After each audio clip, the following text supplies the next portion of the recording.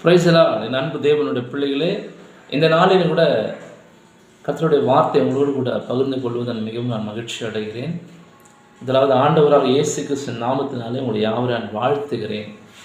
இந்த வாழ்த்துதல் உங்கள் மேல் பழிக்கும்படியாக நான் செபிக்கிறேன். இந்த நாளில் இன்றைக்குடைய தியானம் என்னென்று சொன்னால், ஆதியாகமம் 15ஆம் அதிகாரம் 6ஆம் வசனம்.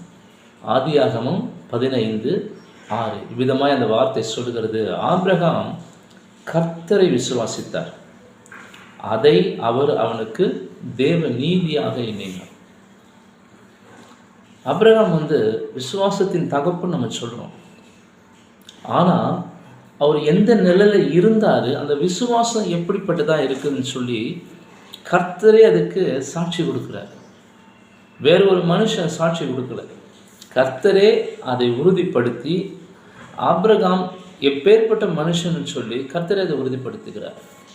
ஏன்னா ஒரு மனுஷன் ஒருவரை நம்புகிறான், விசுவாசிக்கிறான், அது சரியாக நடந்ததுன்னா அதற்குரிய பலனை அந்த மனுஷன் அவனுக்கு கொடுக்குறான். ஒரு வேலையில் நம்ம வேலைக்கு போகிறோம், 30 நாட்கள் அந்த முதலாளிக்கு பிரியமாக நம்ம உழைக்கிறோம். ஏன்னா நம்ம நல்ல பேர் எடுக்கணும், நமக்கு ஒரு நல்ல பெயர் கிடைக்கணும், தொடர்ந்து அந்த கம்பெனியில் நம்ம நிறுவனத்தில் தொடர்ந்து பணியாற்றணும், நல்ல பல நன்மைகள் நமக்கு சேரணும்னு சொல்லும்பொழுது நம்ம என்ன பண்ணுறோம், சரியான நேரத்துக்கு போகிறோம், கொடுக்கப்பட்ட வேலையை நம்ம சரியாக செய்கிறோம், எந்த தேவையில்லாத காரியங்களும் நம்ம தலையிடாமல் நம்முடைய ஒழுங்கை பாதுகாத்து நடக்கிறோம்.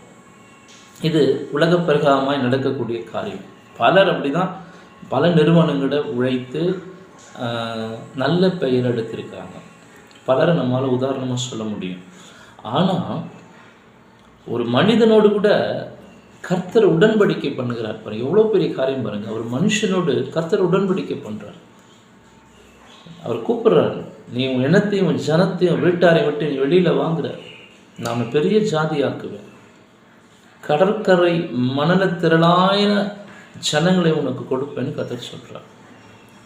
அப்போது ஆபிரகாம் வேறு ஒரு தெய்வத்தை வணங்கி கொண்டிருக்கிறார். சிலை வழிபாடு, சிலைகளை செய்கிற வாழ்க்கையில் இருக்கிற தகப்பனார் தேராகோடு கூட அவர் நிற்கிறார். ஆனால் கர்த்தர் கொடுத்த அந்த வாக்கை உடனே ஏற்றுக்கொண்டு கீழ்ப்படிந்து விசுவாசித்து கர்த்தருக்காக வருகிறார். எவ்வளோ பெரிய விஷயம் பாருங்களேன். அதுக்கு முன்பு ஆபிரகாம் வாழ்க்கையில் ஒரு அற்புதம் நடக்கலை. கர்த்தர் கொடுக்குற அந்த வாக்கை அவர் நம்பி அது உறுதியாய் பற்றி கொண்டு விசுவாசித்து வெளியில் வரார். அதுதான் கர்த்தர் சொல்கிறார் பாருங்க, அதை அவர் அவனுக்கு தேவ நீதியாக